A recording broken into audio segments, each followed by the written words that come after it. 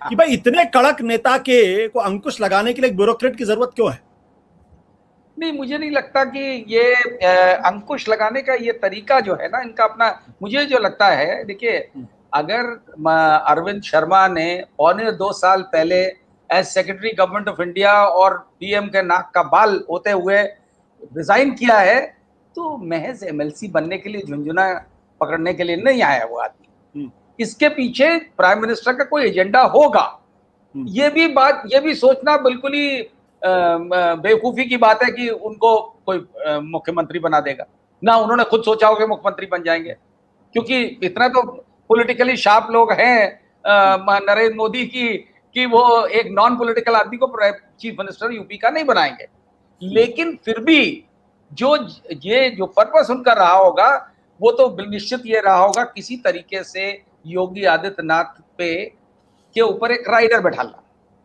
और इसमें आज की डेट में अगर वो किसी भी रूप में वो इंडक्ट होते हैं इस गवर्नमेंट में, तो वो क्लियर कट रिफ्लेक्शन है कि नरेंद्र मोदी का कॉन्फिडेंस योगी आदित्यनाथ लूज कर चुके हैं। चाहे वेदर वी लाइक इट और नॉट अलग बात है, पार्टी में डिवाइडेड व्यू हो सकता है, लेकिन ये निश्चित है। और उससे जो देखिए, जो पिछले कुछ दिनों की आप गतिविधियां देखिए योगी आदित्यनाथ की भी, जब से ये एस्टैब्लिश हो गया कि साहब बड़े बुरा कोविड का मैनेजमेंट इससे बदतर नहीं हो सकता था जैसा यूपी में हुआ, और झूठे आंकड़े और झूठ का पूरा पुलंदा बना दिया गया है, तब से और जब ये बात फैलने लगी और तमाम तस्वीरें दिखाई जाने लगी, तो इनको वहां से इंडिकेशन ये मिला होगा कि वहां नाराजगी है हाईकमांड में। उसके बाद इन्होंने सडनली ये टूर्स शुरू किए। अब आप देखिए आजकल रोज पब्लिसिटी इस बात की हो रही है कि पिछले शायद 10 दिन में 50 जिले उन्होंने कवर कर लिए। धैया छू करके आ सकते हैं आप, 50 क्या, आप 150 जिले कर सकते हैं। हेलीकॉप्टर से उड़िए, छुइए, उतरिए, चले आइए। उससे ज्यादा रिचुअल के बियॉन्ड कुछ नहीं हो रहा।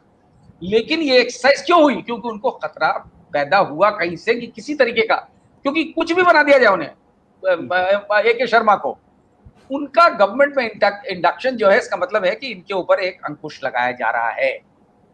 चाहे वो सही हो, गलत हो, पॉलिटिकली राइट हो, पॉलिटिकली रॉन्ग हो, कुछ भी हो, लेकिन अगर विल है नरेंद्र मोदी की, तो वो तो ओवरराइडिंग फैक्टर सबसे बड़ा होएगा ही। उसमें योगी आदित्यनाथ उसे रेजिस्ट भी नहीं कर सकते हैं। जिन लोगों को ये गलतफहमी है कि ये रिवोल्ट कर देंगे और ये मोदी के खिलाफ रिवोल्ट कर देंगे, ये मुझे लगता है इससे ज्यादा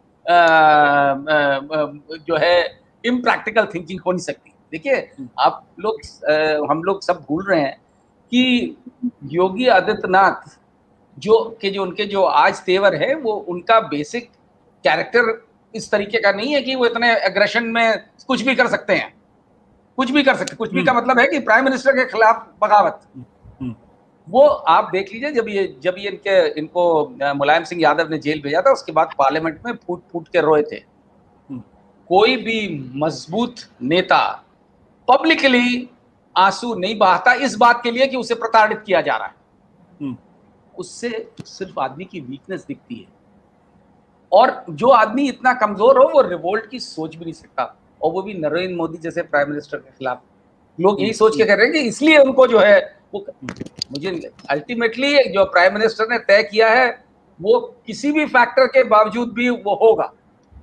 ये ठीक है कि उनको हटा नहीं दे रहे हैं, लेकिन अंकुश लगा देना भी, किसी एक ऐसे व्यक्ति को खड़ा कर देना जो उनके ऊपर चेक रखे, और वो जिसके पास प्राइम मिनिस्टर का पूरा मैंडेट है, वो इटसेल्फ एक ह्यूमिलिएटिंग फैक्टर है।